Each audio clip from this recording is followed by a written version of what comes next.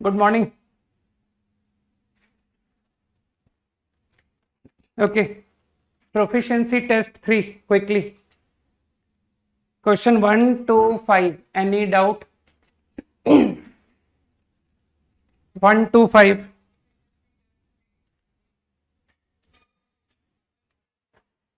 No doubt. आ रही है आवाज? आई थिंक, है ना? आवाज नहीं आ रही है? अरे अभी ठीक है? अभी आ रही है बस? बोलो भाई यस. ठीक है. Okay, so I think 1 to 5 no doubt, right? Question number 2, 4 बस ठीक है. 2 तो काफी आसान नहीं लग रहा है?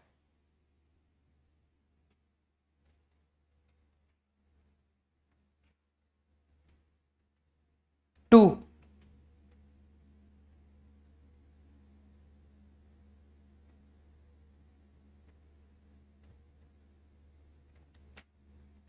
क्या किया जाए इसमें? एलसीएम लूं?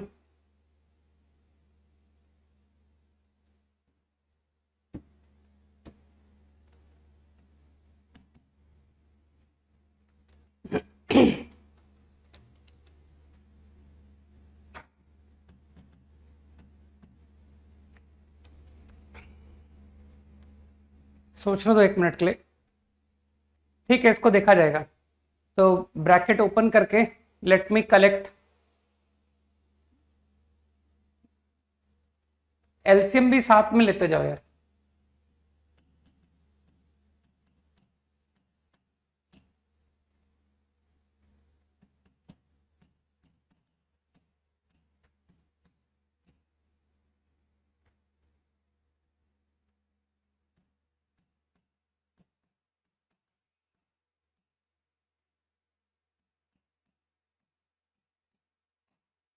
एक बात देखना, मैंने टर्म्स सही कलेक्ट कर लिया ना?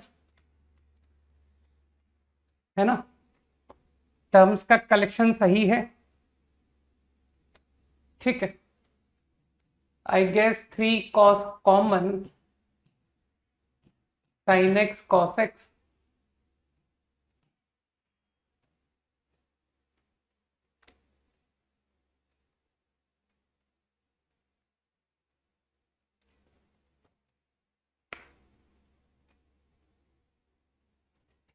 +3 -3 साइन स्क्वायर +1.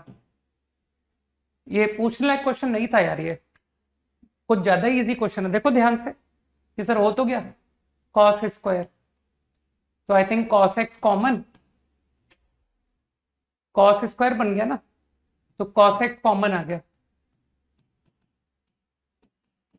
छोड़ दो क्वेश्चन कि सर ये क्वेश्चन बन गया है. तो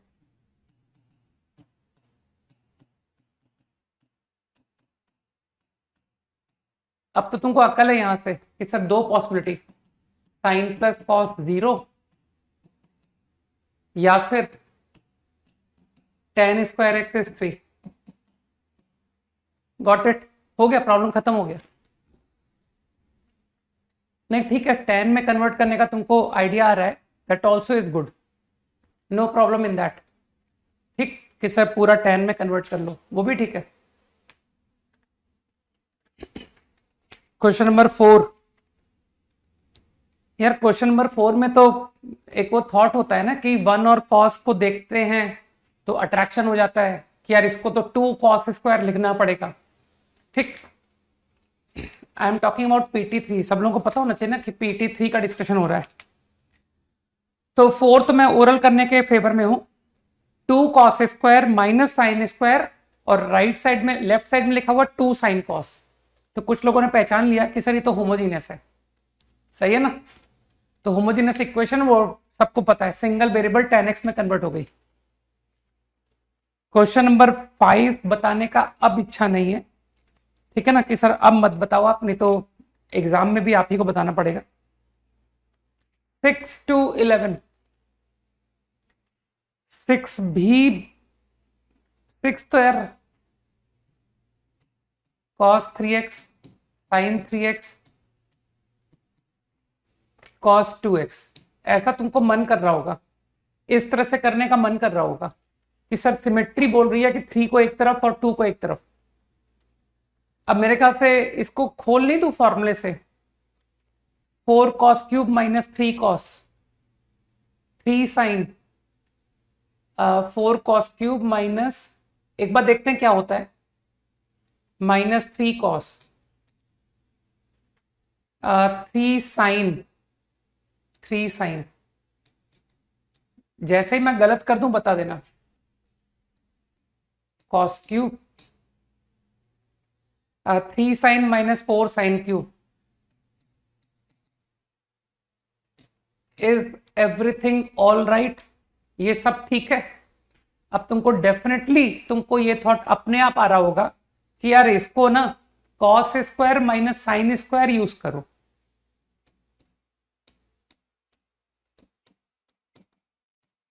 बस अब तो प्रॉब्लम खत्म कि सर कॉस प्लस साइन 0 एक आंसर, एक आंसर, और दूसरा आंसर और go for a square plus b square minus a B.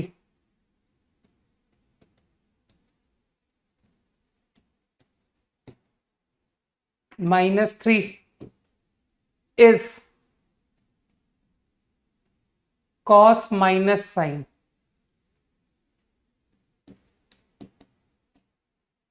देखना इस स्टेप में कोई गलती तो नहीं कर दी मैंने। अगर कर दी हो तो उसको सही कर लेना, बहुत सिंपल सी बात है ना। -3 की जगह +3 आएगा, -3 की जगह +3 क्यों आएगा? क्यों आएगा बताओ?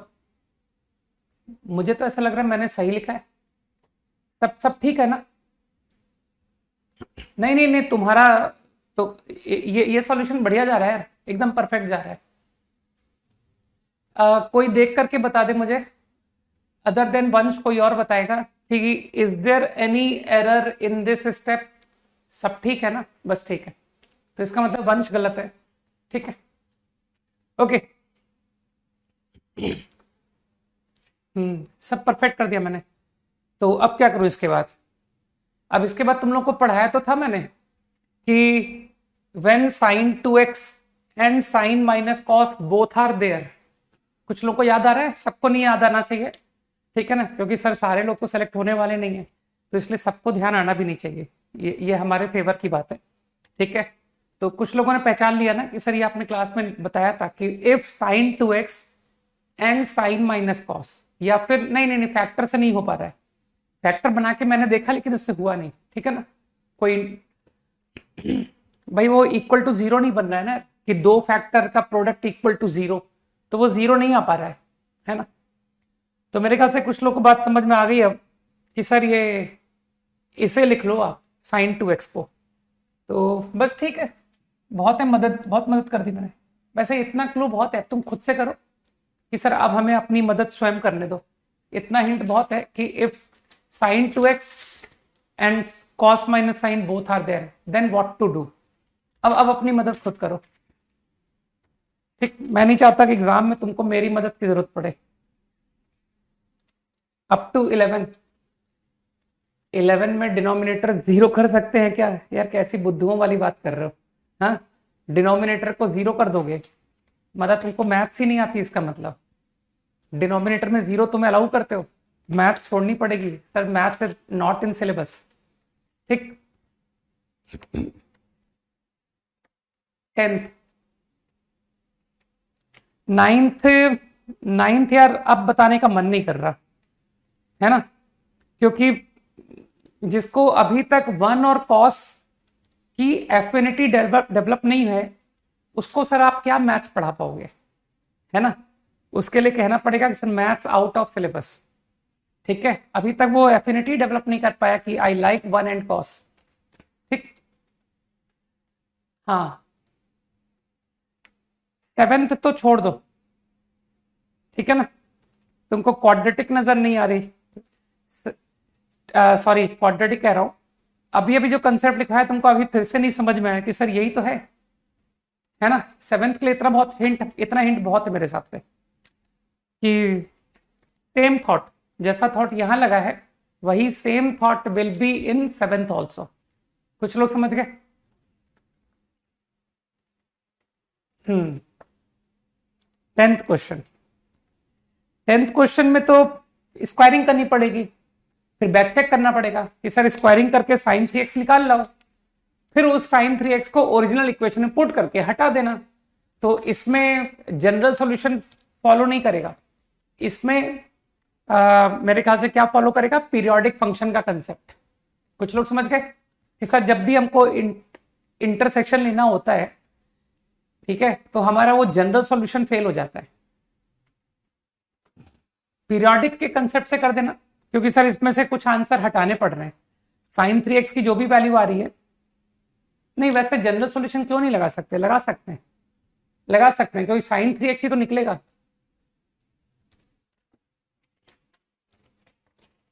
इलेवेंथ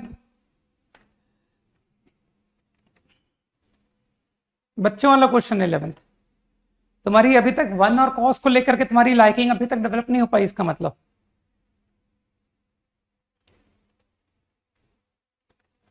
मुझे तो फैक्टर बनता दिख गया भाई, मेरा तो कॉस प्लस साइन कॉमन निकल आया। अब तुम सोचना कि कैसे निकल आया, है ना? मैंने अपना तुमको हिंट बता दिया। मेरा में 11th क्वेश्चन जो है ना, उसमें कॉस प्लस साइन कॉमन निकल रहा है। कुछ लोग समझ गए ना?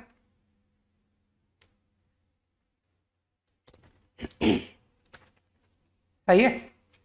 कुछ लोग समझ गए कि सर इनकी लाइकिंग जो है वन और कॉस की है, फिर उसके बाद में वो साइन 2x, और बस मुझे हिंट ही बोलना चाहिए, इसमें से कॉस प्लस साइन निकल रहा है और एक कॉस प्लस साइन तो सामने दिख ही रहा है, आराम से हो जाएगा। और फिर tan 2x नॉट 0 का ध्यान रख लेना। एक्सरसाइज 1 पूरी बोली है ना, क्वेश्चन 1 to 5। हाँ, वो tan 2x नॉट 0 तो हटाएंगे ही हम। 1 to 5।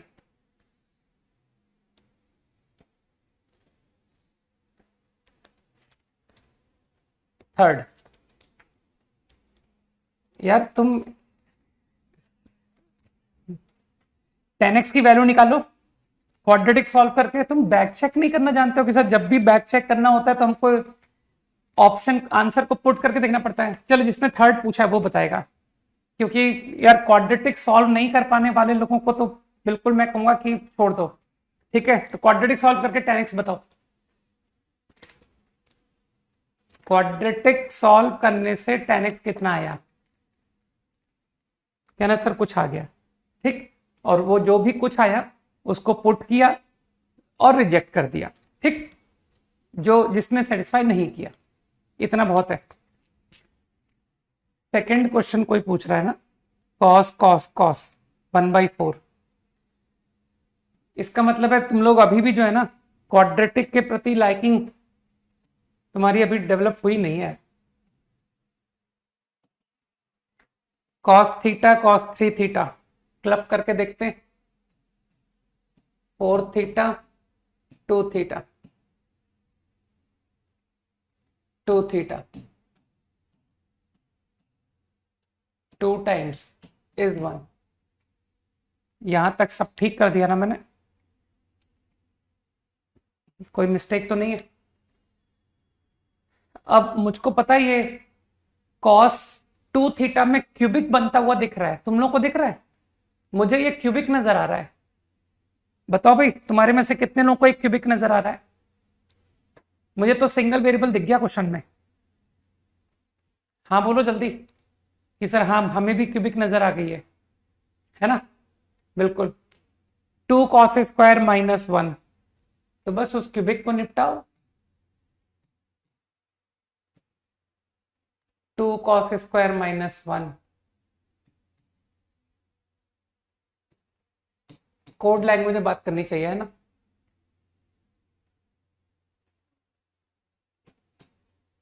देखना मेरी कैलकुलेशन गलत है क्या, एक बार देख लो। Is there anything wrong? क्योंकि देखो कैलकुलेशन तो मैं गलत करता हूं यार। है गलत कुछ? अब मुझे लगता है हिट एंड ट्रायल से कुछ मिल रहा है क्या, कि सर हिट एंड ट्रायल से कोई वैल्यू मिल रही है?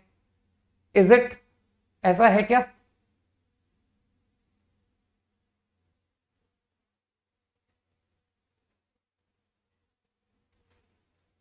बोलो बोलो, हिट एंड ट्रायल से कोई वैल्यू है क्या इसमें?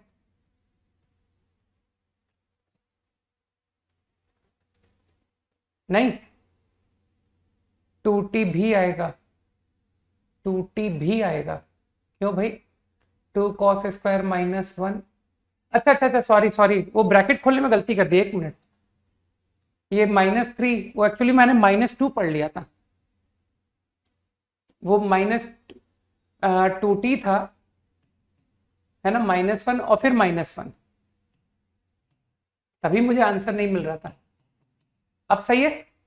अब तो परफेक्ट है ना? नहीं नहीं, अब सही कर दिया मैंने, देख लो, दिस इज 1, फॉलो कर गया ना? अब तो किसी बच्चे को भी दिख रहा है कि सर ये दो में 2t² कॉमन है, इधर -1, 2t+1। मेरे ख्याल से इतनी मदद, जरूरत से ज्यादा मदद कर दी है ना? नहीं यार, अब तो मैंने कर दिया, यही आ रहा है शायद सुदर्शन, अगर मैं सही हूं तो यही आ रहा है ना? अब की बार तो गलती नहीं की मैंने, जहां तक मुझे ऐसा लग रहा है। ठीक, अरे कोई हाँ बोल दो कि ये सही लिखा है कि नहीं। Yes, okay. जिसका क्वेश्चन नंबर 1 डाउट है उसके लिए मैं क्लू बताता हूं, ये a sin b cos से हो गया था, क्वेश्चन नंबर 1 जो पूछ रहा है, cos 3x √3 sin 3x, √3, तो वो 2 into, है ना? तो इसका मतलब है ये क्वांटिटी या तो साइन में कन्वर्ट कर लो या कॉस में कन्वर्ट कर लो, सही है? तो वो जो 2 sin 5x लिखा है उसको तुम डिवाइड कर दो ना, एक ही बात है। तो sin 11x plus sign of, I think कितना बन जाएगा, sin 3x प्लस कितना एंगल बन जाएगा, 3x प्लस, बताओ यार, sin 3x प्लस π/6, इतना क्लू बहुत है ना कि सर ये था क्वेश्चन, sin 11x प्लस। अब ठीक है, और अब तो मेरे ख्याल से तुम चाहो तो जनरल सॉल्यूशन पे डायरेक्ट जा सकते हो कि सर अब बगैर बुद्धि लगाए हमको sin theta equal to sin alpha का सीधा फॉर्मूला लगाना चाहिए। 3x plus π/6 is n π plus -1 की पावर n इंटू -11x। सोचो, n इंटीजर, चाहो n को इवन और n को ऑड लेके 2 केस बना के कर दो। यार तुम लोग बहुत ज्यादा इजी क्वेश्चन पूछते हो यार।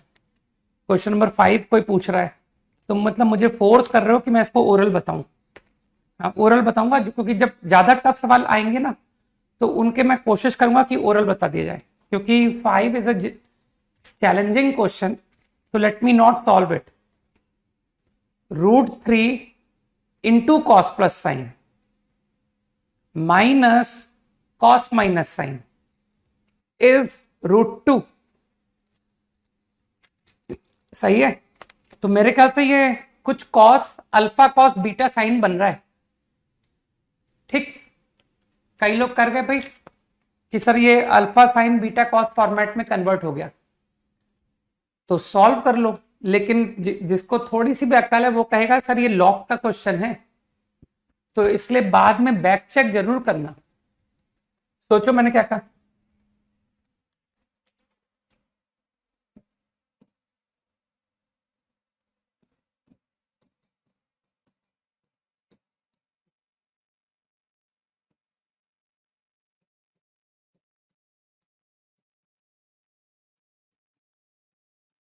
सही है ना?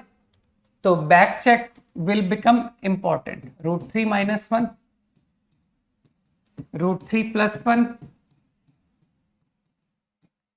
अब तो a sin plus b cos का फॉर्मेट जिसको समझ में आएगा वो 2√2 डाल देगा कि सर 2√2 हाफ। कुछ लोग जानते हैं 2√2 का आइडिया कहां से आया है, इन दोनों के स्क्वायर कसम, ठीक है। और कुछ लोग जानते हैं कि सर ये वैल्यू हमको डायरेक्ट रटी भी हुई है ना। कुछ लोगों को ट्रिग्नोमेट्री याद होगी ना, 15 डिग्री 75 डिग्री याद होगा, ठीक है। तो बस अब तुम्हारी इच्छा है कि सर इसको मैं कॉस में ले जाके करूं या साइन में ले जाके करूं, तुम्हारी मर्जी। तो मुझे तो कॉस ज्यादा पसंद आता है, कॉस ए माइनस बी। तो ये 75 डिग्री हुआ ना, 75 डिग्री, राइट। हाँ, इज हाफ। लेकिन अब मानते हो ये क्वेश्चन क्योंकि इंटरसेक्शन का है, कुछ लोग समझने की कोशिश करें कि सर ये प्रॉब्लम जो है ना, आप जनरल सॉल्यूशन निकाल के बैक चेक करना तो बहुत टफ है ना। क्योंकि ओरिजिनल क्वेश्चन में आपको लॉग की डिफाइनिंग भी देखनी है, तो क्यों ना मैं इंटरसेक्शन के आइडिया से जाऊं। और इंटरसेक्शन का आइडिया जब भी है ना, तो मैं पीरियोडिक के कंसेप्ट को यूज कर रहा हूं। तो मैं जनरल सॉल्यूशन लिखने के बजाय मैं पीरियोडिसिटी, तुम लोग को अच्छी तरह ये बात पता है कि जब भी आप आंसर चेक करने का आइडिया यूज करते हो, तो आप जनरल सॉल्यूशन से बाहर निकल के आप क्या बोलते हैं, पीरियोडिक फंक्शन का कंसेप्ट यूज करते हो। तो अब मेरे ख्याल से कुछ लोग फॉलो कर रहे हैं कि जो 5th क्वेश्चन है दैट इज पीरियोडिक विद 2 पाई। समझ में आ रहा है, पीरियोडिक विद 2 पाई। तो किसी 2 पाई लेंथ में इसका आंसर निकालते हैं। तो अगर x को मैं 0 से 360 लेता हूं, तो मतलब -75 से 360 -75। तो -75 डिग्री से लेकर हाफ वैल्यू कब कब आएगी कॉस की, तो एक तो -60 पर आएगी, -75 डिग्री से लेकर, फिर 60 पर आएगी। जैसे मैं गलत कर दूं ना मुझे बता देना। फिर 360 -75 तक जाना है ना तुमको, तो इसलिए डोंट से कि सर 360 -60, क्योंकि 360 -60 इस इंटरवल के बाहर हो गया, ठीक। तो now I get x equal to, एक तो 15 डिग्री और एक जोड़ो यार इसमें, 75 + 60 कितना होता है, 135। गलत बोल दिया क्या मैंने, 75 + 60 135 होता है ना। अरे कोई हाँ बोलेगा, 75 और 60 को जोड़ने से कितना आता है, 135 ही आता है ना, ठीक है। अब जिसको अक्ल है वो कहेगा कि नाउ यू बैक चेक। तो ओरिजिनल इक्वेशन में कॉस प्लस साइन, मानते हो सर ये तो रिजेक्ट हो गया, ये रिजेक्ट हो गया, इसकी तो कॉस प्लस साइन वैल्यू 0 आ रही है ना, जबकि लॉग तो 0 पर डिफाइन नहीं होता, ये कट हो गया। एंड व्हाट अबाउट 15 डिग्री, मेरे ख्याल से 15 डिग्री चल जाएगा ना, cos 15 minus sine 15, cos 15 minus sine 15 is positive. सबको पता है 45 डिग्री 0 से 45 तक cos बिगर होता है, और cos plus sign is also positive. तो ओनली आंसर इज दिस, है ना, दिस इज योर x। अब तुमने कहा था ना कि सर वो पीरियोडिसिटी से आंसर आएगा, तो आंसर विल बी दिस।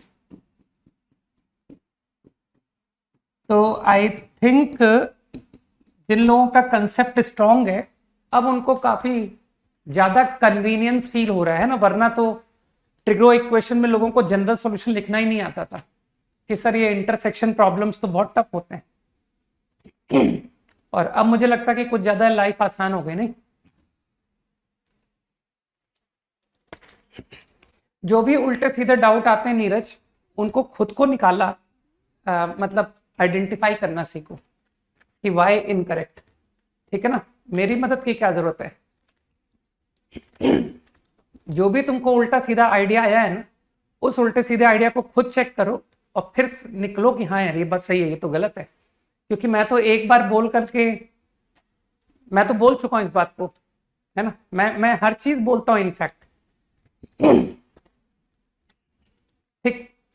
और इंटरेस्टिंग बात यह कि मुझसे कम बोल करके तुमको ज्यादा समझ में आएगा कि सर आपसे कम बातें बताया लेकिन फिर भी समझ में आया, क्योंकि वो रटवाने वाला पैटर्न कुछ कुछ बनाते होंगे लोग, है ना। लेकिन सिलेक्शन में फिर मैं आगे निकल जाता हूँ, इसलिए सेलेक्ट तो आप ही के होते हैं, पढ़ाए हुए? नहीं, सिलेक्शन वाला बच्चा तो जो आपसे पढ़ा हुआ है वो तो आपका नाम लेता है। नहीं, अप टू 10, 8, 7 का हिंट।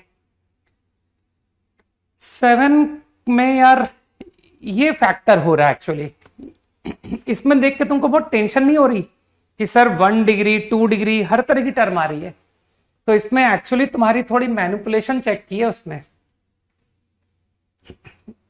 मेरे तो क्या है ना, मेरे कुछ फेवरेट आइडियाज हैं, मैं उन फेवरेट आइडियाज को पकड़ा रहता हूं और पता नहीं कैसे मदद हो जाती है मुझे। तो मेरे को आज तक समझ में नहीं आया कि ये मेरे फेवरेट आइडियाज इतने काम कहां से आ जाते हैं, है ना। 1 and cos 2 sine square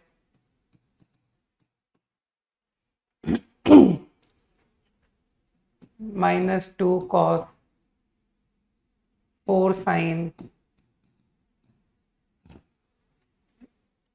sin 2 theta. सही है, sin 2 थीटा लिखना है मुझको यहां पर अभी। और कोई टर्म बची है क्या? 3 मतलब 2। एक बार देख लो मैंने कुछ गलत तो नहीं कर दिया। sin 2 थीटा 2 sin cos, ऐसा ही मैंने लिख दिया फ्लो में कि सर सब कुछ थीटा एंगल चल रहा है तो अब आप पूरा थीटा लिखो। तो कुछ दिमाग में गया, मैंने sin 2 थीटा को क्यों ऐसे लिख दिया, क्योंकि सब कुछ थीटा दिख रहा था। अब इसमें थोड़ी सी मैनिपुलेशन पहचानो ना यार, अगर थोड़ा ध्यान दोगे ना तो नजर आ जाएगा कि सर देखो ये टर्म ये टर्म ये टर्म, कुछ दिखा कि सर ये तो परफेक्ट स्क्वायर है। पहचाना इसको या मैं गलत बोल रहा हूं? सही बोल रहा हूं ना मैं? 2 टाइम्स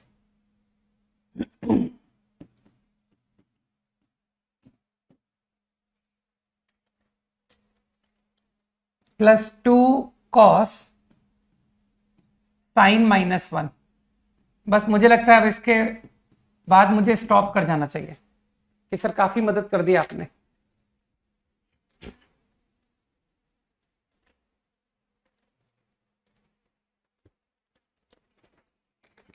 अरे संजू ठीक है, बार बार क्यों एक ही बात लेकर? अब लेट परचेज किया है तो जो चल रहा है नए टॉपिक को देखना और इस टॉपिक का कवर करना। इतनी सिंपल सी बात है यार कि पुराने टॉपिक को कवर करना, ये सब बातें पूछने।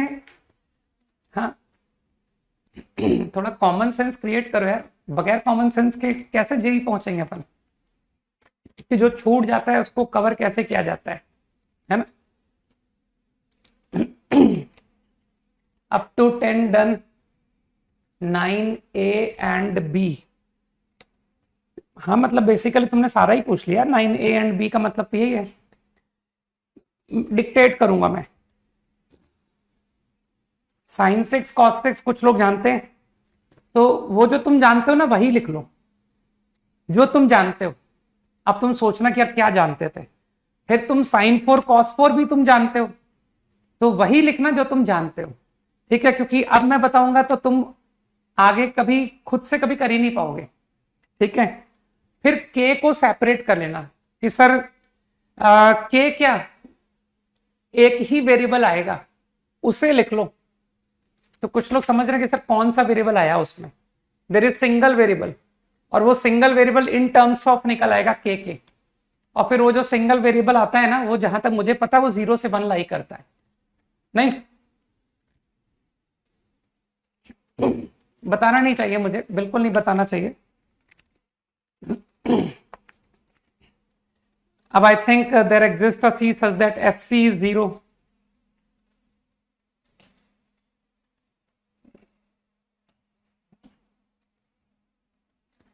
अरे यार मुझे ना सॉल्यूशन वाकई में लिख के लाने चाहिए सीरियसली, क्योंकि मैं क्लू नहीं देना चाहता। क्लू देने का मन नहीं है मेरा, और मैं लिख दूंगा तो क्लू मिल जाएगा। FC इज 0, हाँ तो इससे वो वेरिएबल निकल आएगा, है ना। और फिर fx is constant for all x। तो देखो वो जो वेरिएबल है ना, सिंगल वेरिएबल, ए पार्ट में तो उस वेरिएबल के कोफिशिएंट को 0 कर दो। कुछ लोग समझ रहे हैं कि sir in A part coefficient of variable is 0। और हाँ, बी पार्ट ही रौनक मैंने पहले बता दिया था actually, that variable equal to in terms of K. And I am sure कि वो जो वेरिएबल मैंने बोला है ना, जो बच्चे यहां बैठे लोग हैं जो जानते हैं कि सर किस वेरिएबल की बात कर रहे हैं, that variable lies between 0 to 1। Inequality use करना, उससे के का इंटरवल आ जाएगा। समझ में आ गया? बाकी लोग बताएं, कोई एक बच्चा मैं यहां पढ़ना चाहूंगा नाम कि मैं किस वेरिएबल की बात कर रहा हूं। In question number 9, what is that variable? हाँ देखो, लिख दिया उधर, सुभाष ने लिख दिया, मान्य ने लिख दिया, एंड आई एम श्योर बाकी लोग नहीं लिख पाने की वजह से कर पा रहे। चंदन 100% है भाई ऑलमोस्ट, वरुण, स्वयं, वेरी नाइस। बस ठीक है, आई एज्यूम कि all have understood what variable I am talking about, and that variable between 0 to 1 will get you k। हाँ ठीक है, वेरी गुड। तो क्लास के सभी लोगों को पता है, ठीक है। चलो आगे मूव करो, up to 10 done quickly, very nice. Pranay, Shashwat, Vansh, है ना, क्या नाम है,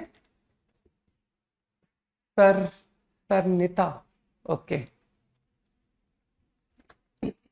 नहीं वेरिएबल ही तो नहीं बताना है, वही तो सस्पेंस है, ठीक है। ये सारे बच्चे बता रहे हैं, आशुतोष बता रहा है, वंश बता रहा है, नीरज, ठीक है। तो ओम, ये जो बच्चों ने वेरिएबल का नाम लिखा है ना, वही है वो वेरिएबल, ठीक है। ओके सचिन, देखो सभी लोगों ने ऑलमोस्ट बताया है जो क्लास में रेगुलर रहते हैं।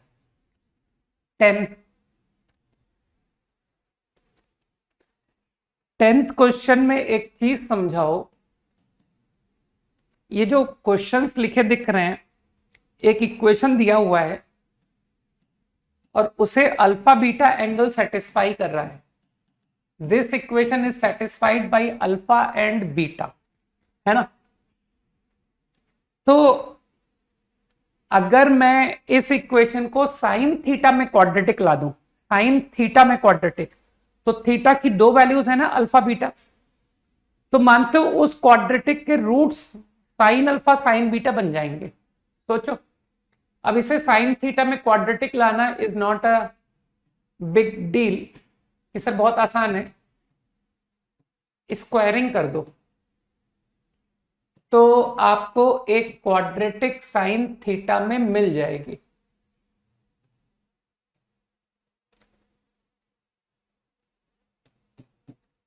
एटलीस्ट कैलकुलेशन तो एक्सपेक्ट कर ही सकता हो ना तुमसे, कुछ तो एक्सपेक्ट करने दो, ठीक है।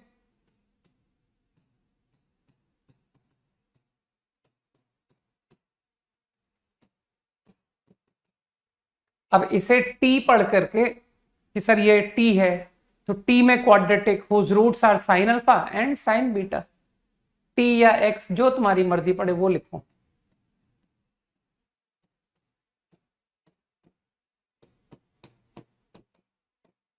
हैविंग रूट्स,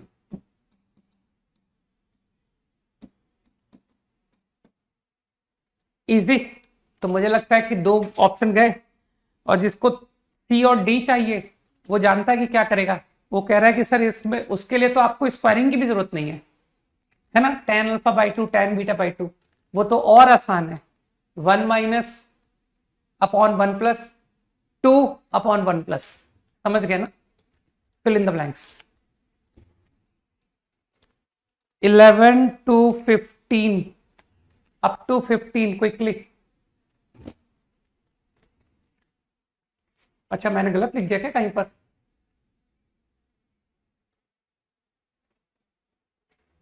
मुझे क्यों सही लग रहा है कि मैंने सही लिखा है?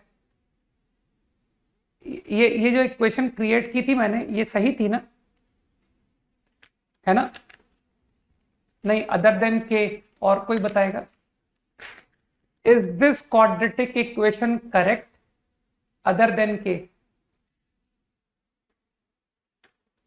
अरे अदर देन के पूछ रहा हूं, करेक्ट है भाई के, बाकी लोग कह रहे हैं सही है, ठीक है।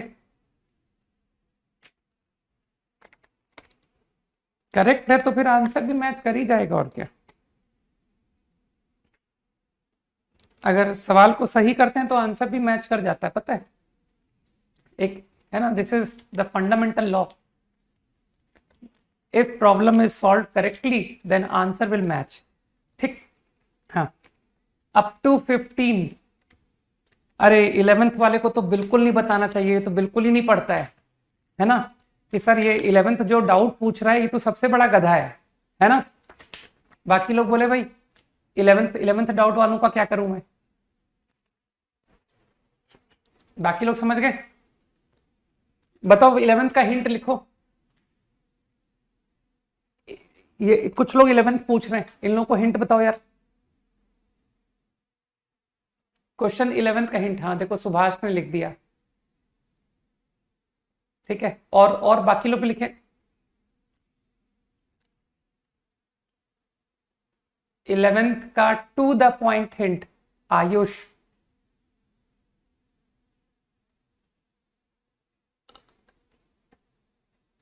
नहीं, जो मैं चाहता हूं, अब तो नाम ही नहीं पढ़ पा रहा हूं मैं, इतने सारे नाम आ रहे हैं।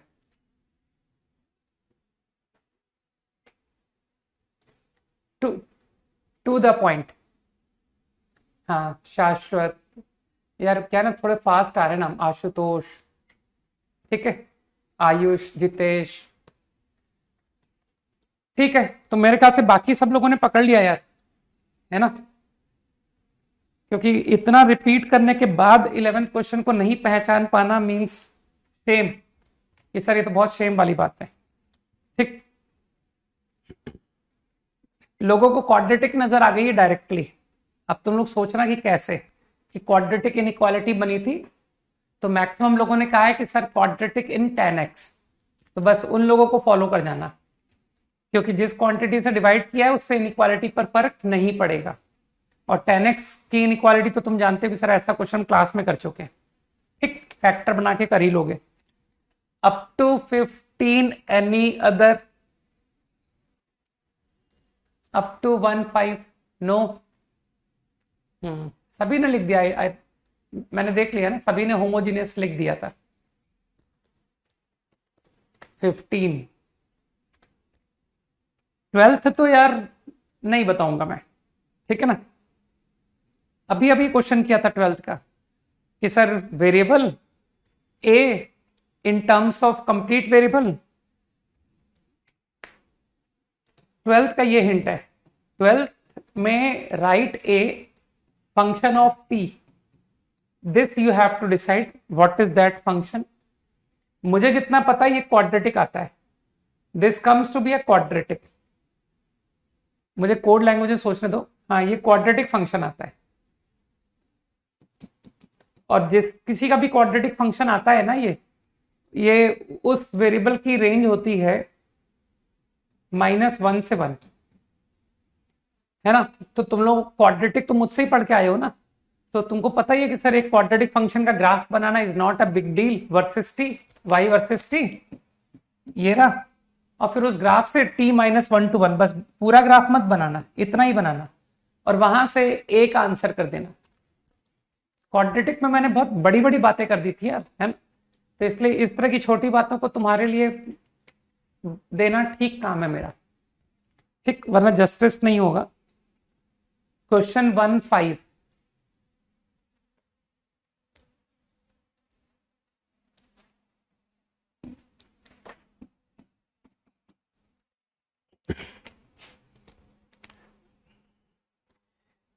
क्वेश्चन 15 में मुझे कंसेप्ट चाहिए, इस प्रॉब्लम को आंसर लिखने का कंसेप्ट क्या है ये बताओ। तब तक मैं इसको ओपन करता हूं, जब तक तुम इस प्रॉब्लम के आंसरिंग का मुझे वो टू द पॉइंट कंसेप्ट बताओगे कि सर एक बार जब सॉल्व हो गया उसके बाद हम लोग किस कंसेप्ट से आंसर लिखेंगे। I want to know that concept.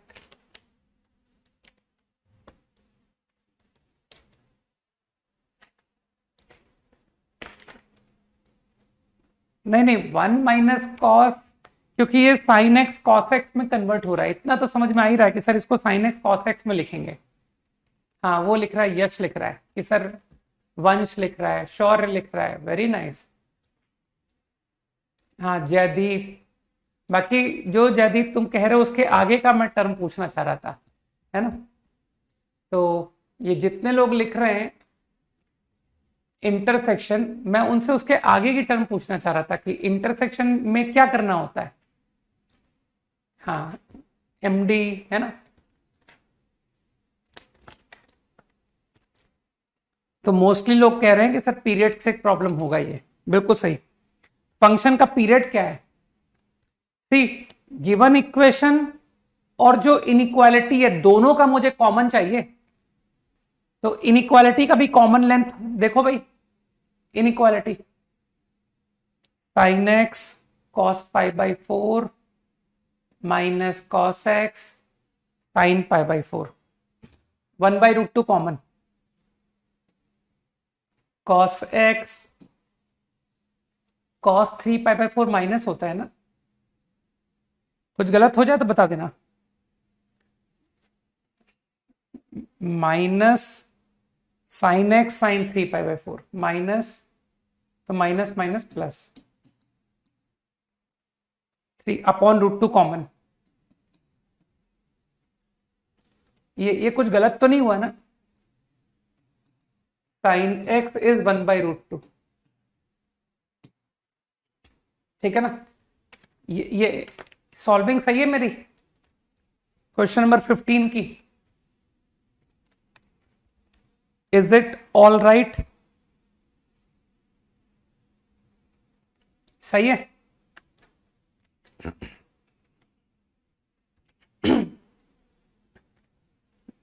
बस नया चैप्टर स्टार्ट होने ही वाला है, तुम क्यों बार बार, है ना। अब मुझे बताओ, जो इनइक्वालिटी लिखी है, जो इनइक्वालिटी में अब एरर है तो उसको, है ना, कुछ गलत तो नहीं लिखा मैंने, बाकी लोग बताएं, बाकी लोग करेक्ट कह रहे हैं। तो जो एरर कह रहा है उसमें ही एरर है, और क्या बोलूं। नाउ आई थिंक इनइक्वालिटी, तो जो एक्सप्रेशन इनइक्वालिटी का लिखा है उसका पीरियड है 2π/7 वन साइड और अगले का पाई, 2π/7 एंड पाई। तो 2π/7 एंड पाई का एलसीएम कितना आया? 2π/7 एंड पाई का एलसीएम 2π हुआ ना। एलसीएम ऑफ 2π/7 एंड पाई मेरे ख्याल से 2π। तो overall common repetition length of inequality as well as equation, तुम्हारी इक्वेशन और इनइक्वालिटी दोनों का कॉमन रिपीटिशन लेंथ 2π है। तो बस अब कुछ लोग समझदार क्या कहेंगे कि सर आप तो 2π लेंथ के आंसर निकालो, उसी में 2nπ प्लस कर देंगे, ठीक। तो मानते हो केवल दो ही तो एंगल मिले, साइन एक्स की वैल्यू 1/√2 कब कब आती है? π/4, 3π/4 इन एनी 2π लेंथ केवल दो आंसर आए। अब जितने लोग समझदार हैं दे विल से कि आप कोई इनइक्वालिटी सॉल्व तो करने से रहे, गो एंड पुट देम, इन दोनों को पुट करके देखो।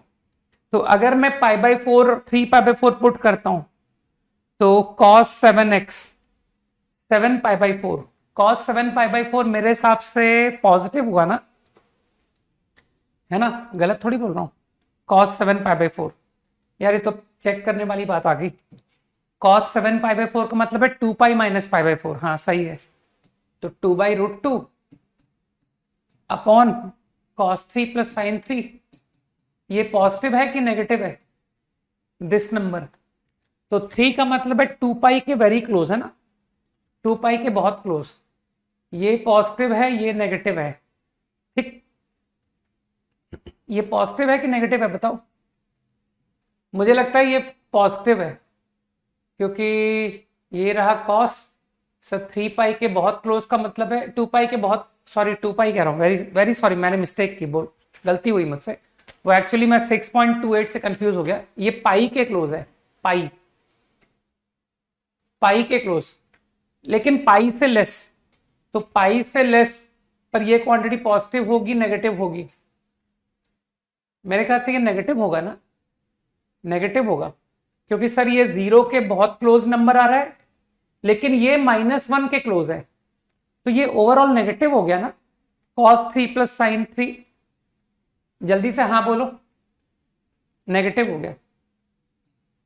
अब मुझे बताओ ये ओवरऑल क्वांटिटी नेगेटिव तो negative quantity is more than, ऐसा संभव है क्या कि सर एक पॉजिटिव नंबर से एक नेगेटिव नंबर बड़ा, 2 की पावर कुछ भी आए होगा तो पॉजिटिव ही। इतना तो सोच सकते हो ना कि sir whatever it is this is going to be a positive number. तो मानते हो ये आंसर कट हो गया, वो डिग्री में नहीं है। किसने कहा डिग्री में नहीं है? सही तो कर रहा हूं मैं, 3 डिग्री थोड़ी है, रेडियन है वो तो। डिग्री डिग्री में तो साफ लिखा होता है 3 डिग्री। अगर अगर ऐसा नहीं लिखा है तो वो तो रेडियन हुआ ना।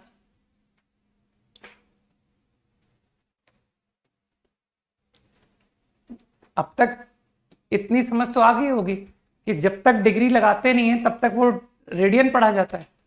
ठीक है, आराम से सोचना कि 2 की पावर कभी नेगेटिव क्यों नहीं होता है ना, कि 2 की कोई पावर ऐसी भी होती है जिसको लगाने से नेगेटिव आंसर आता है। सोचना कौन सी ऐसी पावर होती है।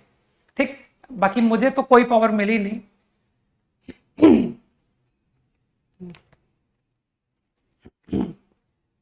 तो नाउ आई थिंक 3π/4, 3π/4 को पुट करके देखो।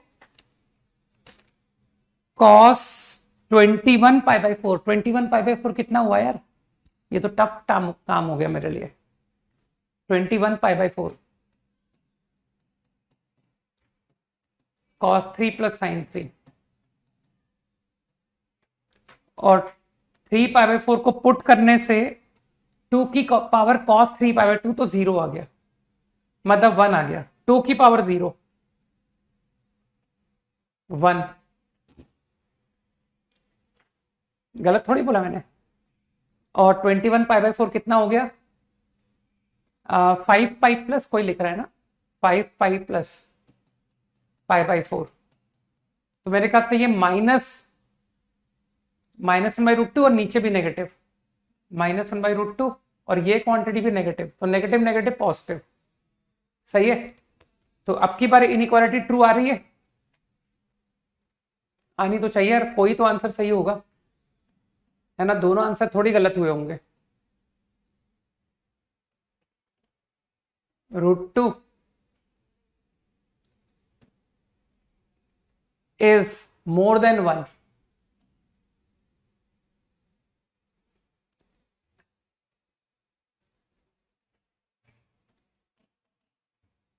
अब की बार ये मोर देन 1 आ रहा होगा यार, कि सर ये नीचे 1 से छोटा आ रहा था।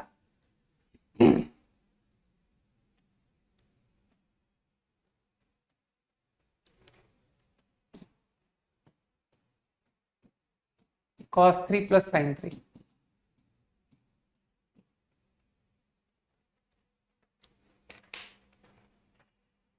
अपॉन √2, तो ये 2 टाइम्स बन जाएगा, 2 टाइम्स साइन ऑफ 3 + π/4। अब क्या इस एंगल को तुम लोग बस इतना चेक कर सकते हो कि सर ये हाफ के कंपैरिजन में कैसा है? तो एकदम सिंपल सी बात है, इसको सिर्फ हाफ से कंपेयर करना है, हाफ से, वो भी न्यूमेरिकली। तो मुझे लगता है इस एंगल को, ये पाई से बड़ा एंगल हो गया ना, तो पाई प्लस π/6 कितना होता है? 7π/6। 7π/6 से कंपेयर करना है कि 7π/6 के कंपैरिजन में ये एंगल बड़ा है कि छोटा है। तो मुझे ऐसा लगता है कि ये बड़ा है ना, आराम से दिख रहा है कि सर ये पाई के बहुत क्लोज नंबर है। ठीक, तो आई एम श्योर कि ये नंबर बड़ा है। अरे 45 डिग्री जोड़ रहे हो यार, ठीक है, कि सर 45 जोड़ रहे हो आप 3 में, जबकि यहां पर आप 1 पाई में 180 डिग्री में, समझ गए? तो ये एंगल बिगर है, सॉरी ये एंगल बिगर है। ठीक, और तुमको साइन का ग्राफ तो पता ही होगा कि आप बिगर एंगल पर जाओगे तो पाई के आगे बिगर एंगल, तो मानते हो -1/2 से छोटा हो जाएगा, -1/2 से भी छोटा हो जाएगा, तो न्यूमेरिकली हाफ से बड़ा है। तो न्यूमेरिकली हाफ से अगर बड़ा है, न्यूमेरिकल टर्म तो समझते हो ना, ठीक है ना, 0.5 तो 0.7 फॉर एग्जाम्पल। तो इसका मतलब है मेरा कहना सही था, ये नंबर 1 को एक्सीड कर गया। More than 1 is true. तो इसका मतलब है आंसर ये सही है। और अब तुम समझ गए कि सर पूरी पीरियोडिक लेंथ में 2 पाई इंटरवल में सिर्फ और सिर्फ 3 pi by 4 is the only answer. तो करेक्ट आंसर विल बी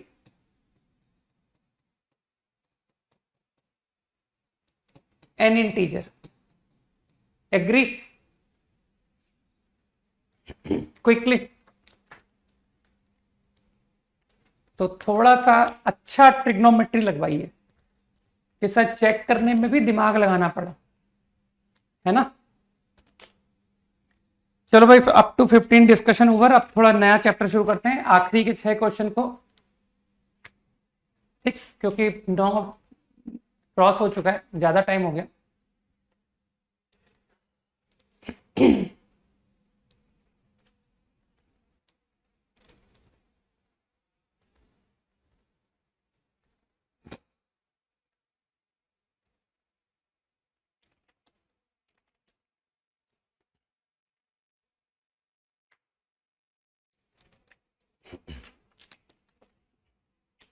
17 का हिंट तो प्रोडक्ट इनटू सम, ठीक है ना।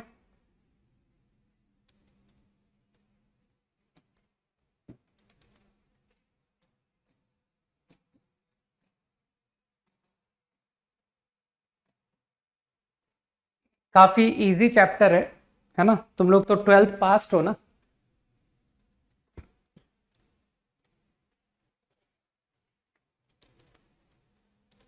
तो determinant you understand, only syllabus is up to order 3, है ना। तो यू अंडरस्टैंड रो कॉलम, तुम ये सब बातें समझते हो। Collection of numbers in square form, ये सारी बातें तुमको समझ आती है।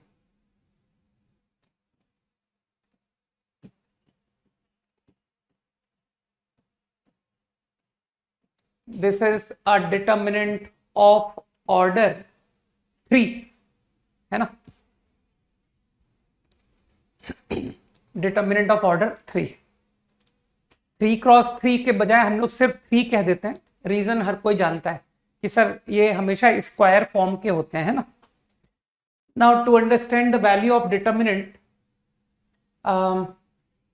We have to understand some definitions called minors. Minor क्या होता है? जितना एलिमेंट है, दीज आर ऑल एलिमेंट्स। अरे तुम लोग 12th पास्ट हो, मुझे थोड़ा सा फास्ट जाने दो, ठीक है। ये सब डिटर्मिनेंट के एलिमेंट कहलाते हैं, ठीक है। हर एलिमेंट का माइनर होता है, राइट। हर एक एलिमेंट का माइनर होता है। माइनर कैसे निकाला जाता है? A11 का माइनर मैं M11 नाम दे रहा हूं, I am calling it M11। तो उसका लॉजिक सीधा होता है कि जिस भी एलिमेंट का आप माइनर लिखते हो, उसका रो, उसका कॉलम को डिलीट कर दो और बाकी एलिमेंट को उसी ऑर्डर में लिख लो, 22, 23, 32, 33। दिस डिटर्मिनेंट इज माइनर, है ना। कोई एक माइनर और लिखता हूं, से for example 23, want to write M23। तो जैसा कि हम जानते हैं, जिस भी एलिमेंट का माइनर लिखना होता है, उसका कॉलम, उसका रो डिलीट, और बाकी एलिमेंट सेम वे डिटर्मिनेंट में। This is M23। तो बस आइडिया क्लियर कि we can write all minors, ठीक। Now comes cofactor.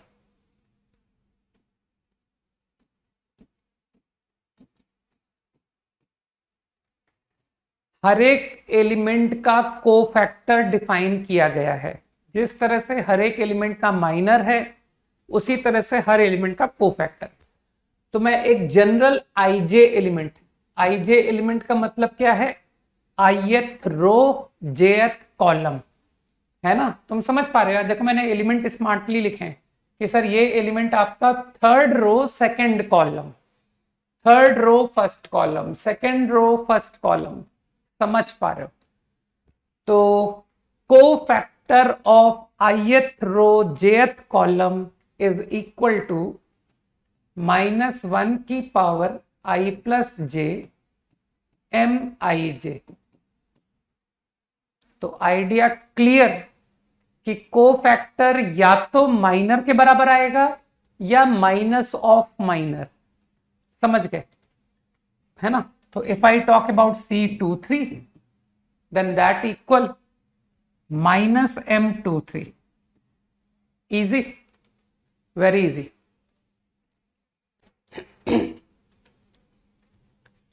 फाइन, ये बात करेक्ट। अब डिटर्मिनेंट जो है इसकी एक वैल्यू होती है ना। तो ये एक्चुअली एक तुमको एक कन्वेंशन सिखाया गया है, और ये कन्वेंशन क्यों सिखाया गया है you will come to know कि सर ये जो थॉट है ये हमको नंबर ऑफ इक्वेशन सॉल्व करने में बहुत हेल्प करता है।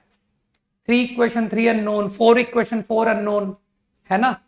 तो एक्चुअली दिस इज प्रोग्रामेबल। तुमको अगर मैनुअली मैं दे दूं एक 4 इक्वेशन 4 अननोन और तुम मैनिपुलेशन से करो कि सर मैं वेरिएबल को कैंसिल करते करते कर रहा हूं, तो तुम थकने लगोगे कि सर ये तो बहुत लंबा जा रहा है। वही डिटर्मिनेंट में क्या फायदा है कि हम एक एल्गोरिथम डेवलप कर सकते हैं और उस एल्गोरिथम को प्रोग्राम करके डाल देंगे। फिर उसके बाद आगे मैं तुमसे पूछूंगा कि अच्छा ठीक है तुमको 10 इक्वेशन 10 अननोन है, तो in that program you just give me the coefficients कि x1 से x10 वेरिएबल्स हैं, उनके कोफिशिएंट्स बता दो इक्वेशन के और इक्वल टू कांस्टेंट। समझ पा रहे हो। तो सिर्फ तुमसे कोफिशिएंट्स पूछेगा कंप्यूटर और तुमको इक्वेशन के आंसर दे देगा। तो matrices as well as determinant they both are developed mainly to solve system of equations, और इसका तुमको इंजीनियरिंग में बहुत ज्यादा एडवांटेज मिलने वाला है। जैसे ही तुम लोग इंजीनियरिंग करने आईआईटी में घुस गए अगर, तो you will come to know not only IIT, engineering wherever you go, you will come to know कि यार मैट्रिसेस तो कुछ ज्यादा ही इंपॉर्टेंट है, उस पर तो पूरा लीनियर अलजेब्रा पढ़ाते हैं। ठीक है, तो हम लोग तो बहुत ऊपर ऊपर से पढ़ते हैं, ठीक है ना, मैट्रिसेस डिटर्मिनेंट, लेकिन हम बेसिक लेके जाते हैं और फिर वहां पर आपको काफी एडवांस्ड सीखने को मिलेगा, है ना। और इंजीनियरिंग में बहुत ज्यादा इंपॉर्टेंट है क्योंकि इंजीनियरिंग में हम लोग को कंस्ट्रेंट बहुत, मतलब इक्वेशंस में हम आते हैं कि सर यहां पर तो 10 इक्वेशन बन गई, अब क्या करूं। तो matrices will come into play. Let's say this determinant be D, है ना। तो अब डिटर्मिनेंट की वैल्यू कैसे निकाली गई है, तो इसको तुम एक एल्गोरिथम की तरह समझते जाओ कि यार ये एक ना कन्वेंशन है। कई सारे नंबर्स को इकट्ठा करने का एक तरीका है और उसको वैल्यू दी गई है कि how to obtain this value. मैंने कहा ना जब तुम सिस्टम ऑफ इक्वेशन सॉल्व करोगे तब तुमको इसकी ये सब कन्वेंशन का एडवांटेज समझ में आएगा कि why we are doing this, ये हम क्यों पढ़ रहे हैं। तो डिटर्मिनेंट को सिंपली डिफाइन किया गया है, वैल्यू डिफाइन की गई है कि टेक एनी रो या टेक एनी कॉलम और एलिमेंट्स को करस्पॉन्डिंग कोफैक्टर से मल्टीप्लाई करके जोड़ते जाओ।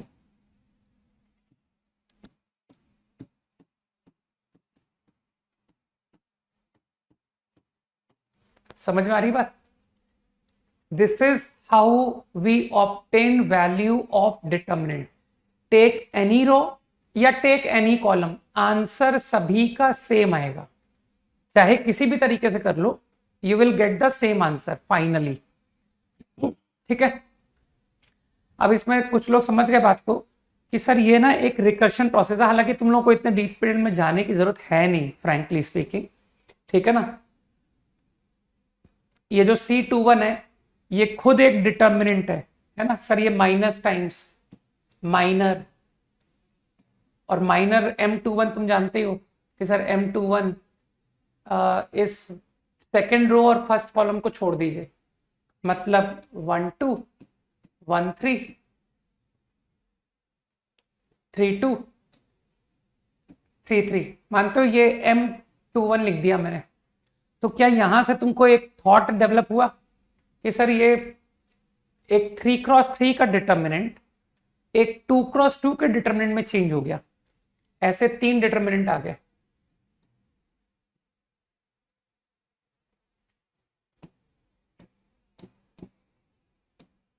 सही है, ये ऑब्टेन हुआ।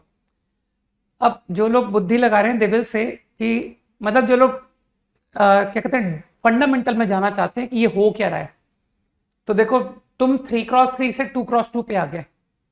अब ये डिटर्मिनेंट खुद कि सर मुझे इसकी वैल्यू निकालनी है, मुझे इस डिटर्मिनेंट की वैल्यू निकालनी है। ठीक, तो जो इंजीनियरिंग ब्रेन है उन लोगों को ये सब बातें समझ में आ रही होंगी, और जो इंजीनियरिंग ब्रेन नहीं है उनको ये सब बातें ऊपर की हैं कि यार इससे क्या करा रहे हैं, फॉर्मूला क्यों नहीं बता के बात खत्म कर रहे हैं। ठीक है, तो इंजीनियरिंग ब्रेन कॉन्सेंट्रेट हियर। ये 2x2 का डिटर्मिनेंट नहीं मैंने माइनर एक्चुअली, ठीक है माइनस लगवा लो कि सर हम माइनर लिखेंगे यहां पर, है ना। एक्चुअली मैंने यहां पर सीधा को फैक्टर बोल रहा था मैं, कोई नहीं। ठीक है, तो वो माइनर है ना, this is a minor, this is a minor. Now this determinant, मानते हो जो डेफिनेशन अभी सीखी है उसी डेफिनेशन को फिर रिपीट करेंगे कि सर डिटर्मिनेंट जो होता है वो किसी एक रो को पकड़ लो और उसके कोफैक्टर से मल्टीप्लाई करते जाओ। तो सपोज मैंने ये रो ले लिया, तो A12 इंटू कोफैक्टर। अब यहां पर प्रोसेस एंड कर दी कि जो सिंगल एलिमेंट होता है ना, कि सपोज -3, अब इसको मॉड मत करना, मैं इसको डिटर्मिनेंट बोल रहा हूं, डिटर्मिनेंट पढ़ रहा हूं। तो actually determinant of number, single number is equal to that only. इसको मॉड मत करना, मैं कह रहा हूं ना ये मॉड सिंबल नहीं है, दिस इज डिटर्मिनेंट सिंबल। तो determinant of single element is equal to that only. अरे मत कंफ्यूज करो यार कि सर A11 आएगा, क्यों टेंशन में आ रहे हो, बताया तो था साफ साफ। ठीक है ना, A21 के आगे A11 कहां से आ जाएगा। ठीक है, सही लिखा हुआ है। तो मेरे ख्याल से कुछ लोगों को बात दिमाग में जा रही है कि दिस डिटर्मिनेंट 1 2 इंटू, ये कॉलम रो हट गया, सिंगल एलिमेंट, और मानते हो इस एलिमेंट का जो माइनर है, इस एलिमेंट का माइनर को फैक्टर वो माइनर के बराबर है, क्योंकि ये 1 1 एलिमेंट है, दिस इज 1 1 एलिमेंट, राइट। तो into determinant of this, and just now we come to know कि sir determinant of single element equal to that होता है। देन A13, लेकिन अब की बार तुम समझदार हो कि सर अब की बार जो को फैक्टर है वो माइनस ऑफ माइनर होगा, क्योंकि ये 1 2 एलिमेंट है, नए डिटर्मिनेंट का फर्स्ट रो सेकंड कॉलम। तो minor is what, this only. तो बस ठीक है, अब तो तुम लोग फॉर्मूले की तरीके करो, मैंने बस बेस बता दिया कि ये बेस था क्या। तो वो जो तुम लोग 2x2 को रट लेते हो दैट इज वेरी गुड, है ना, कि सर हमको तो 2x2 डायरेक्ट याद होता है कि this into this minus this into this. तो जिनको एल्गोरिथम समझ में आ गया दे विल से कि अब अगर क्वेश्चन 4x4 भी है ना, हालांकि 4x4 आएगा नहीं, क्योंकि अगर 4x4 आया तो तुम समझ रहे हो कि सर ये काफी टाइम टेकिंग क्वेश्चन हो जाएगा। अगर ये क्वेश्चन आ गया तो कुछ लोगों को बात क्या समझ में आई कि सर इस सवाल में आपको 3x3 डिटर्मिनेंट सॉल्व करने पड़ेंगे, क्योंकि हम तो किसी एक रो पर जा करके डेफिनेशन लगा देंगे कि सर इस रो पर चले गए तो एलिमेंट इनटू कोफैक्टर, लेकिन वो कोफैक्टर खुद एक 3x3 का डिटर्मिनेंट बनेगा। तो कई लोग समझ गए बात को कि सर 3x3 के 4 डिटर्मिनेंट, सही। तो इसलिए ये प्रोसेस डिफिकल्ट होती चली जाती है, राइट।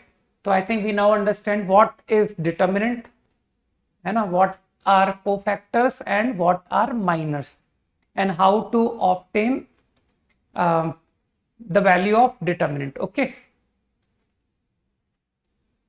नहीं नहीं नहीं, अब हम रिकर्शन थोड़ी लगाएंगे, अब हम 3x3 का फॉर्मूला बना चुके हैं, चिंता मत करो।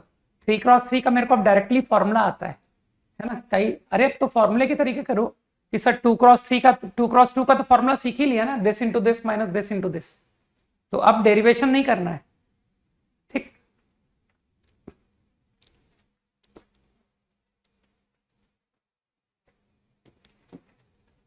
Now what else we need to know about determinant operations?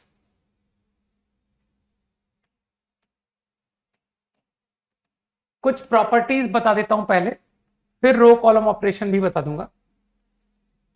पहले कुछ प्रॉपर्टीज ले लेते हैं जो प्रॉब्लम सॉल्विंग में हेल्प करेगी।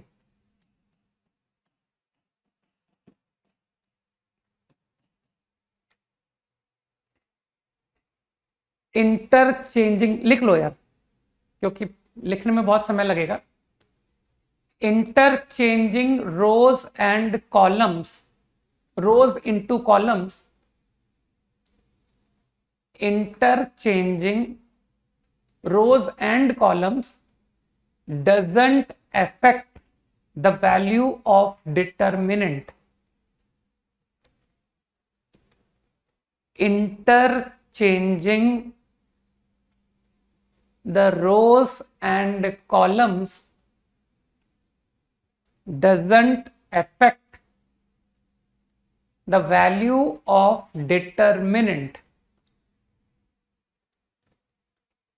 ठीक, बिल्कुल सही प्रॉपर्टी है।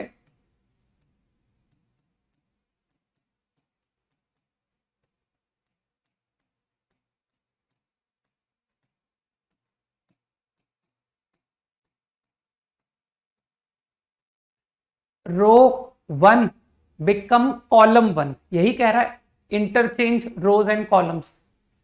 तो row 1 becoming column 1, row 2 becoming column 2, row 3 become column 3, they both are equal। Logic कहना सर डिटर्मिनेंट की डेफिनेशन है लॉजिक, क्योंकि डेफिनेशन में कहा गया है कि डिटर्मिनेंट की value we can obtain by expanding along row या अलोंग कॉलम। कॉलम के अबाउट भी खोलने से आंसर सेम आता है, रो के अबाउट खोलने से भी आंसर सेम आता है ना। जैसे यहां पर तुम लोग कह सकते हो कि सर यहां रो 1 के अबाउट खोलिए, और यहां कह दो सर कॉलम 1 के अबाउट खोलिए, समझ गए। डिटर्मिनेंट को की वैल्यू या तो रो के अबाउट खोलो या कॉलम के अबाउट, आंसर सेम ही होता है, ठीक। ये सब निकालने से देखा गया है कि हाँ सही है, ठीक है, ये ऑब्जर्वेशन आराम से दिखेगी। Next point, quickly. If all elements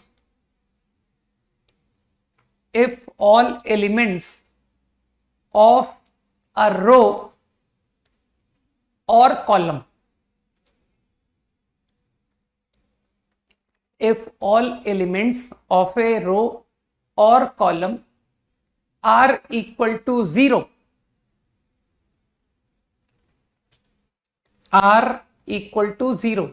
then determinant is equal to 0।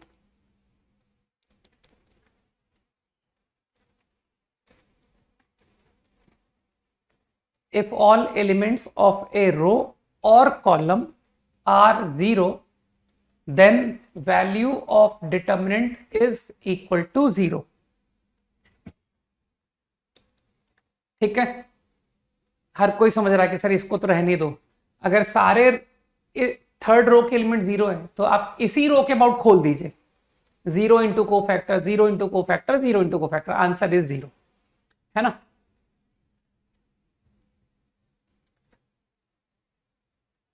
Third point, if any two rows, if any two rows, अरे यार जो लोग मेरी क्लास में नोट नहीं बनाते हैं ना, उन लोगों के लिए मेरा एक बहुत सिंपल सा सजेशन है कि they can drop the preparation of JEE, है ना। तुम लोग कट शॉर्ट क्यों करते हो? जब कट शॉर्ट करना है तो सही जगह कट शॉर्ट करो कि सर ये कट करते हैं, let us cut JEE from our life, है ना। जब मेहनत करने का दम नहीं है तो इतने बड़ा प्रोजेक्शन क्यों ले लेते हो तुम लोग? है ना, अपने अपनी अपनी कैपेबिलिटी के हिसाब से नहीं करना चाहिए। सर ये सब शीट में होगा क्या? शीट में सब उल्टा सीधा लिखा है। शीट में सिर्फ एक चीज सही है और वो है उसकी एक्सरसाइजेस। थ्योरी थ्योरी तो मैं खुद पढ़ता ही नहीं, उसमें पता नहीं कितनी मिस्टेक्स हो। मैं थ्योरी को यूं ही पास कर देता हूँ, कहता हाँ यार ये उठाओ और डाल दो, जहां मर्जी हो डाल दो। क्योंकि मेरे क्लास के स्टूडेंट ना मेरे नोट्स के अलावा कुछ और पढ़ते ही नहीं है, ठीक है ना। हाँ, मेरे नोट्स के बाहर वो अगर वो जाते हैं तो ओनली फॉर प्रॉब्लम सॉल्विंग, कि हाँ सर अब हम जो है ना आपके बताए होमवर्क सब कंप्लीट करने के बाद अब हम इतने कैपेबल हैं कि हम किसी भी सोर्स के सवाल करने के लायक हैं। तो वो लोग सिर्फ अनसॉल्व क्वेश्चंस ढूंढते हैं, ठीक है ना, उसके अलावा कहीं इधर उधर कंफ्यूज घूमते नहीं है। Point number 3, if any two rows or columns are identical, any two rows or columns, any two rows or columns are identical, then determinant is equal to 0. Then determinant is equal to 0.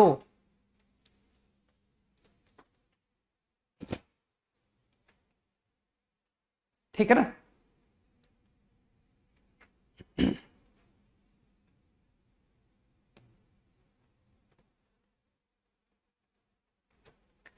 मेरे ख्याल से बिल्कुल सही property है। First row मैं तो 3x3 के लिए तुमको सब दिखाता जा रहा हूं, और थर्ड रो आइडेंटिकल है।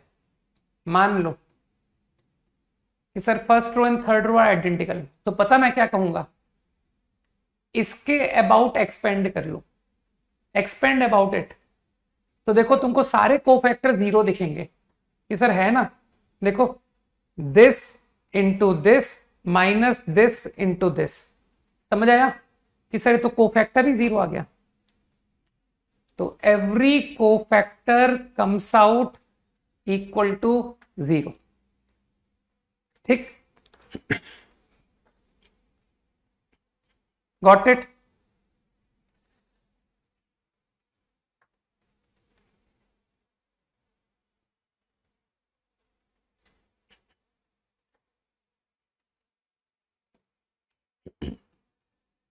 आई think scalar multiplication of determinant,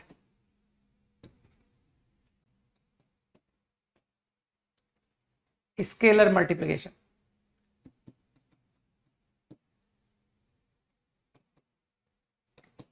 मुझे एक डिटर्मिनेंट को मल्टीप्लाई करना है बाय सम नंबर के। अब तो मैं डिटर्मिनेंट भी छोटा लूंगा, हटाओ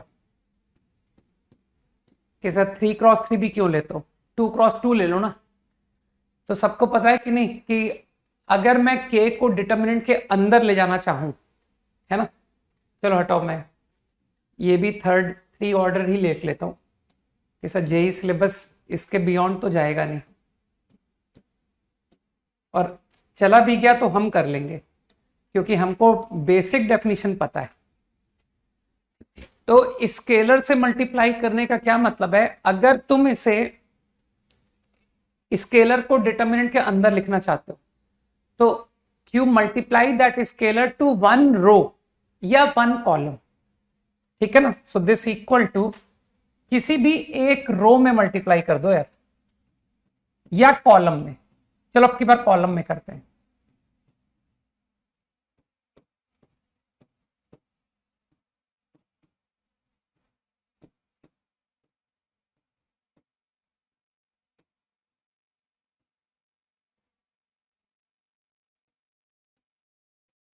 दे बोथ आर इक्वल, ठीक। जिसको थोड़ी भी बुद्धि कि यार ये क्यों सही है, तो कहना एक काम करो, इसके अबाउट खोल दो और इस डिटर्मिनेंट को इसके अबाउट खोल दो। ठीक, अब मुझे बताओ, ये जो दो कॉलम है, दो कॉलम, मानते हो जब हम कोफैक्टर लिखते हैं ऑफ दीज एलिमेंट्स, एकदम कॉन्सेंट्रेट करके सुनना, क्योंकि ये सब छोटी छोटी बातें ही जो है ना बड़ी बन जाएंगी कि सर मैट्रिक्स में पता नहीं बड़े अजीब अजीब थॉट्स यूज हो जाते हैं, है ना, और होता कुछ नहीं, सब फंडामेंटल्स।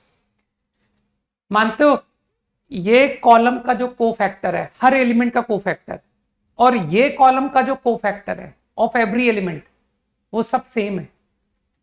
क्योंकि जिस कॉलम का कोफैक्टर लिखना होता है ना, जिस कॉलम के एलिमेंट्स का, वो कॉलम उन सारे कोफैक्टर्स में प्रेजेंट ही नहीं होता कि sir in cofactor of this element this column is not going to be present, है ना।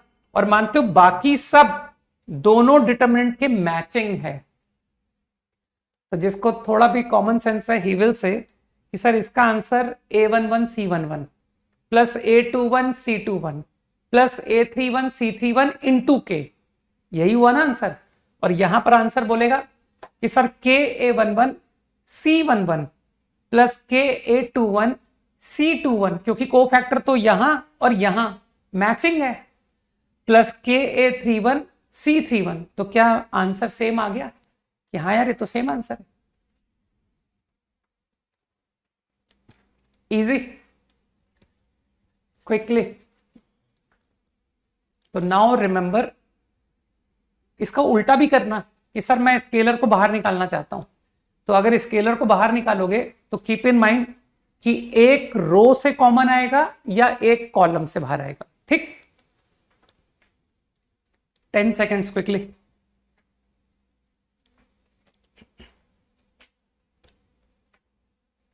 लेट कमर्स को क्लास के खत्म होने के बाद एड्रेस करूंगा, ठीक है, कि लेट कमर्स क्या करें। ठीक, तो एक तरीके से मुझे लगता है लेट कमर्स के लिए क्लास का खत्म हो जाने के बाद में 1-2 मिनट उनके लिए निकालने चाहिए इन द एंड, है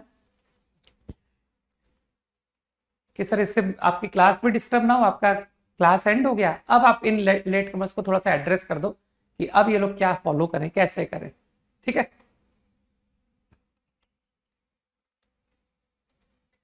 गॉट द पॉइंट। इसी तरह से addition of determinant, sum of two determinant, ये सब बहुत आसान आसान सी बातें हैं।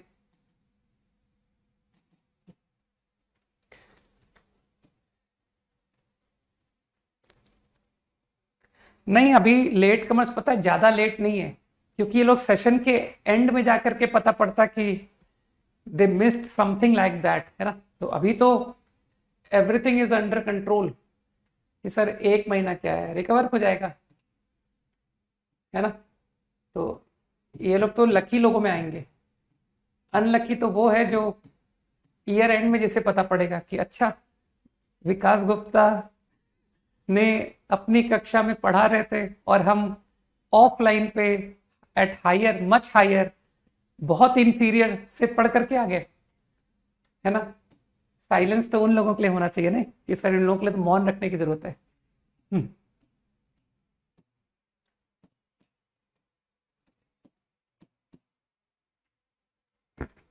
ओके, डिटर्मिनेंट को हम दो के सम में ब्रेक कर सकते हैं, अबाउट अ रो या अबाउट अ कॉलम। ठीक, अभी तुमको सब समझ में आएगा।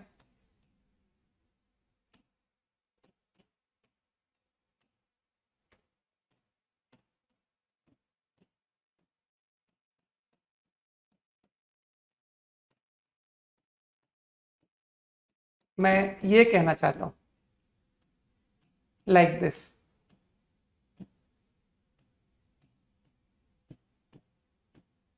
ये स्टेट प्रूफ ओरल इन सेकंड्स, ओरली समझ में आएगा तुमको कि सर आप क्या करो, आप स्मार्टली डिटर्मिनेंट को खोलो, about row, about this row, about this row, मानते ये तीनों डिटर्मिनेंट की सबसे अच्छी बात क्या समझ में आई तुम लोगों को कि सर इन तीनों रोज के जो को फैक्टर्स है ना हर एलिमेंट के, वो सब मैचिंग है। जल्दी से हाँ बोलो, तुम्हारी यस का वेट कर रहा हूं क्विकली कि हाँ सर को फैक्टर सेम है। इस एलिमेंट का को फैक्टर, इस एलिमेंट का को फैक्टर, इस एलिमेंट का cofactor, they are all same. Cofactor of this, cofactor of this, cofactor of this, correct.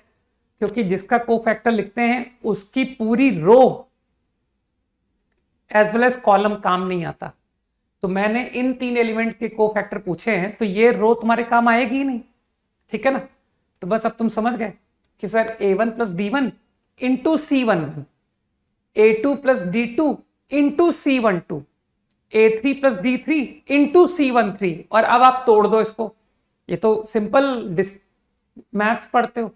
a1 c11 है ना, सारे a कलेक्ट कर लो, a2 c12, a3 c13 plus this whole one bracket d1 c11, d2 c12, d3 c13। तो कुछ समझ में आ गया कि हाँ सर ये तो मैच कर गया, इजी। तो ये सब छोटी छोटी बातें याद रखना कि स्प्लिटिंग एक रो के अबाउट होती है या एक कॉलम के अबाउट, है ना। आसान है, ठीक। ऐसे ही बस जीके के लिए बता रहा हूं, बाकी ऐसा मैं कभी तुमको करता हुआ दिखूंगा नहीं कि सर आप डिटरमिनेंट में तोड़ के करते हो क्या, नहीं मैं नहीं करता, बहुत रेयर। मैं सिर्फ एक, तुमको मैं हमेशा डिटरमिनेंट को दो में स्प्लिट करता हुआ से ज्यादा कभी नहीं दिखूंगा, है ना। अगर मैंने सम में, ठीक है, तो एक जस्ट जीके के लिए तुमको बता रहा हूं मैं कि if you have situation like this, for general knowledge only,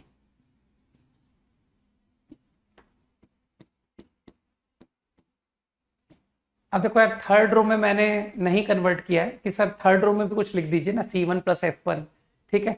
तो इसको अगर तुम A B C D, समझ पा रहे हो, ऐसे सिंगल सिंगल में लिखना है, तो ये चार डिटरमिनेंट में टूट जाएगा कि सर आप एट ए टाइम केवल दो में तोड़ सकते हो। किसी एक रो के अबाउट स्प्लिटिंग होती है, बाकी के दो रो सेम रखे जाते हैं, सही है ना।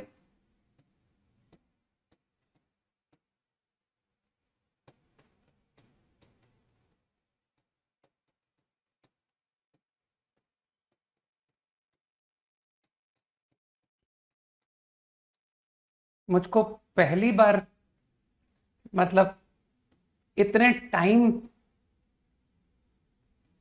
प्रॉपर टाइम में पढ़ाने को ड्रॉपर बैच मिल रहा है, फ्रैंकली बताऊं। लास्ट ईयर मुझे ड्रॉपर बैच मिला था स्टार्टिंग फ्रॉम सितंबर, ठीक है।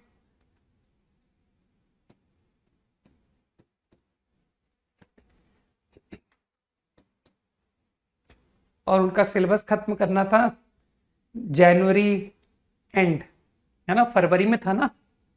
तो सितंबर बिगिन से लेकर सितंबर, अक्टूबर, नवंबर, दिसंबर, जनवरी, 5 महीने।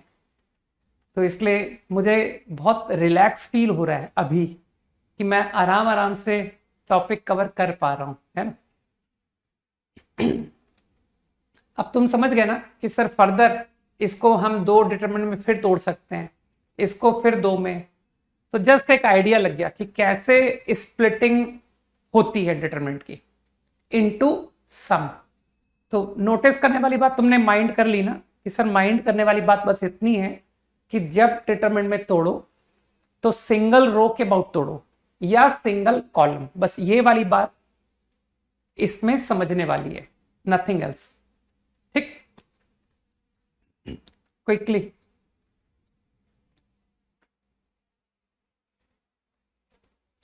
डन।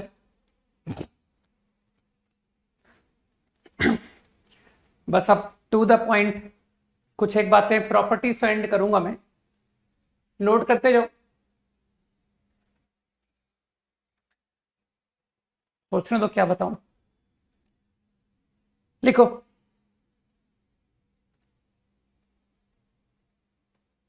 टू रोज आइडेंटिकल बता दिया ना मैंने।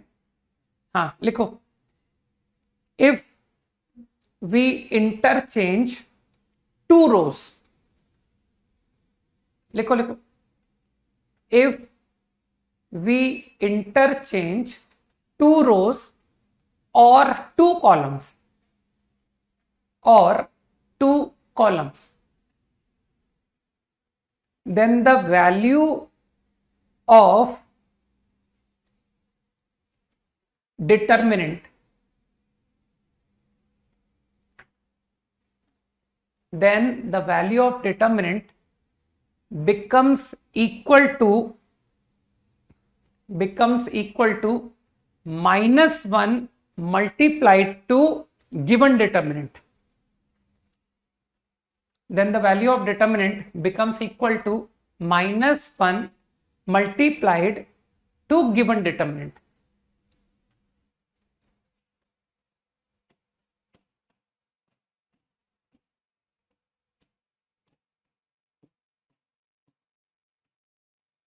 स्टेटमेंट को सभी ने ध्यान से सुना ना?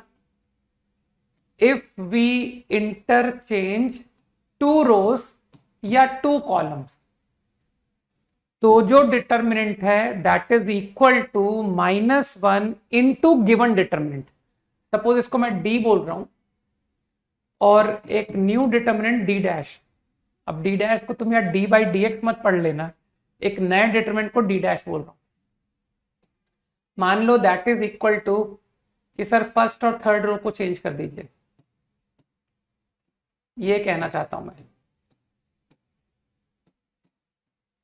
First row second row interchanged, then what is D dash? D dash is equal to minus of D. ये मेरा स्टेटमेंट है।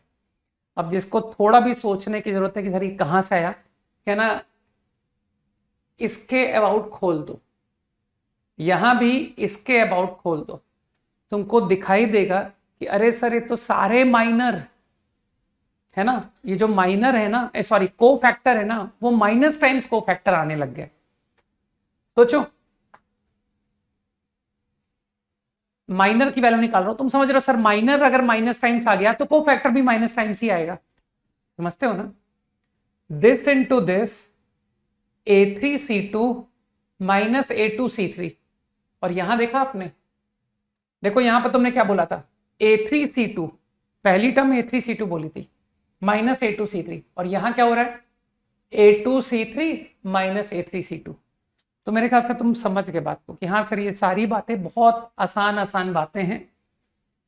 ठीक है, तो now I will apply in problems. Fine, तो एक दो रो को इंटरचेंज करने से या दो कॉलम को इंटरचेंज करने से वैल्यू -1 टाइम्स डिटरमिनेंट हो जाती है।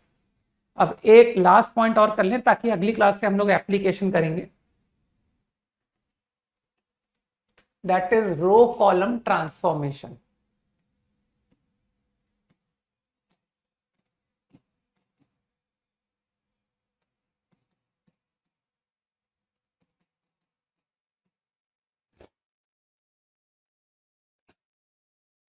तो व्हाट इज दैट? तुम किसी भी डिटर्मिनेंट पर ट्रांसफॉर्मेशन अप्लाई कर सकते हो। बताता हूं what type of transformation.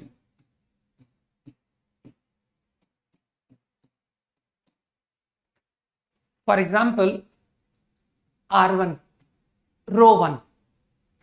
Row one पर you can apply transformation like this.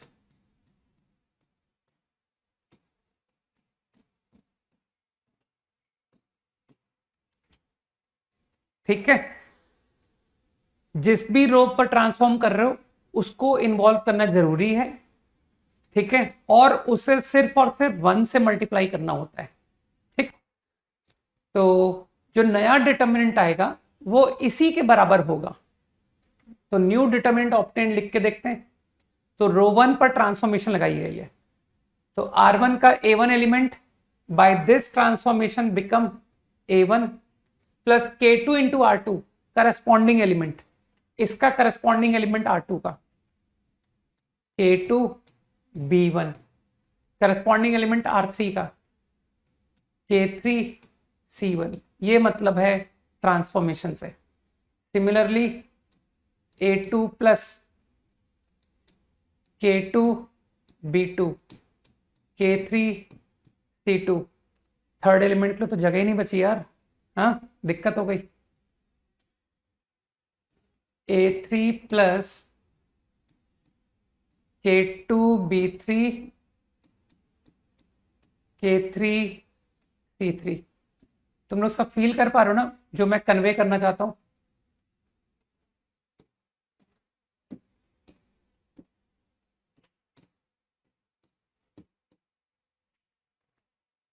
This determinant is equal to this determinant. जिसको प्रूफ चाहिए वो ओरली कहेगा कि सर कोफैक्टर्स सेम है ना? तो वो एक मोमेंट के लिए कह सकता है कि सर आप एक काम करो, इस डिटर्मिनेंट को क्या मैं इस रो के अबाउट सम में तोड़ दूं? तो सम में तोड़ करके लिखा देगा कि सेकंड और रो को तो मत डिस्टर्ब करो, B1 2 3 C1 2 3। मैं राइट हैंड साइड बता रहा हूं तुमको, RHS है ना, और सम में तोड़ दिया A1 A2 A3 प्लस, अब ये सिंगल पूरा प्लस। क्या तुमको लगता है कि सर इस सिंगल एलिमेंट, ये जो नया डिटरमिनेंट आया विद दिस क्वांटिटी, इसको फिर से तोड़ दीजिए, फिर से दो में तोड़ दीजिए, समझ पा रहे हो? Now keeping second and third same, second and third same, तो अगर इसके अबाउट तोड़ोगे तो मानते हो K2 B1 K2 B2, सोचो आराम से, K2 B3। अब जिसको अकल है वो कहेगा कि सर वो जो K2 है ना, स्केलर मल्टीपल के आइडिया से यू कैन टेक आउट, और उसी तरह से K3 C1 K3 C2 K3 C3 K3 you can take out. तो क्या तुमको दिखा कि सर वो पिछली प्रॉपर्टी थी ना, two identical rows, first and third identical, समझ पा रहे हो? तो वैल्यू ऑफ डिटर्मिनेंट इज 0। तो ये जो बाकी के दो डिटर्मिनेंट हैं दे आर एक्चुअली 0।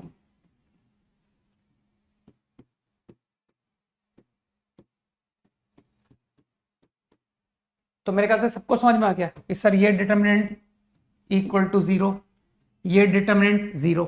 तो आई गॉट द प्रूफ कि देखो RHS बराबर दिस, तो I can apply row column transformation. ये इसी टाइप का ट्रांसफॉर्मेशन आप कॉलम पर भी लगा सकते हो, ठीक।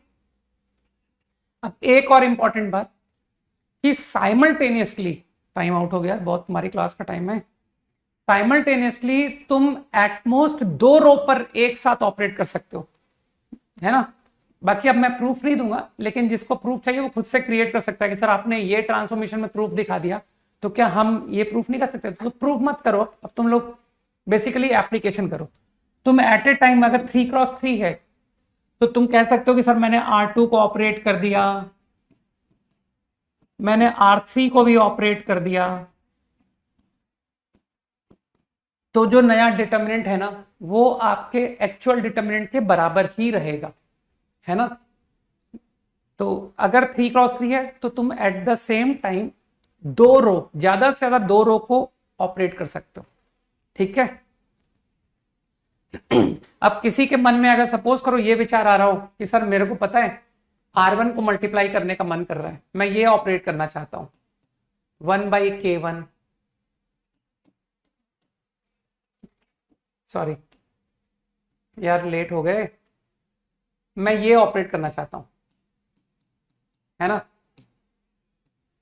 अगर तुम्हारे मन में ये विचार आ रहा है कि मुझे जिस रो को ऑपरेट करना है ना उसे भी मल्टीप्लाई करना है, तो तुम कर सकते हो, प्रोवाइडेड कि फिर तुमको क्या करना पड़ेगा कि सर 1/K1 बाहर डालना पड़ेगा, और अब जो तुम डिटर्मिनेंट लिखोगे वो ओरिजिनल डिटर्मिनेंट से मैच करेगा।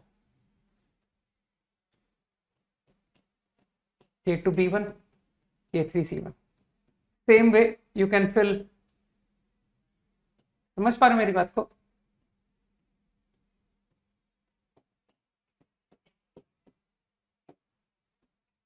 समझो मैंने क्या कहा है। अगर तुम्हारा मन कर रहा है कि मुझे ऑपरेशन R1 पर लगाना है लेकिन उसे मल्टीप्लाई करना है, ठीक है, तो अगर तुमको प्रूफ, मैं बस एक लाइन का हिंट दूंगा कि देखो, गो टू डिटर्मिनेंट, ये सब क्या है, मुझे प्रॉब्लम सॉल्विंग में बहुत काम आने वाले हैं। This is your delta. मैंने कहा कि यार इसमें एक काम करो, K1 से मल्टीप्लाई कर दो,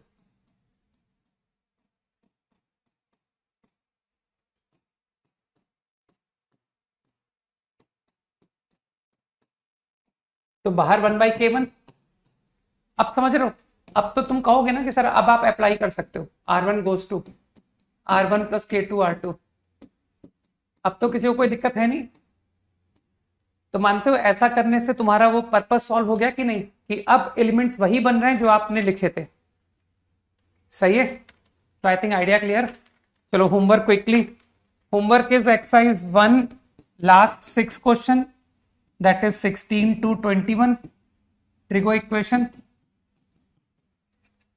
अरे लेट कमर्स के लिए मेरा कहना ये है कि they can do trigonometric equations first, है ना, क्योंकि छोटा चैप्टर है और उसके लिए कंपाउंड एंगल्स के बेसिक्स की जरूरत है, जो कि तुम आराम से कर सकते हो, क्योंकि कंपाउंड एंगल्स तो तुम लोग बचपन से पढ़ते आ रहे हो बस। And exercise 2 homework, that's it.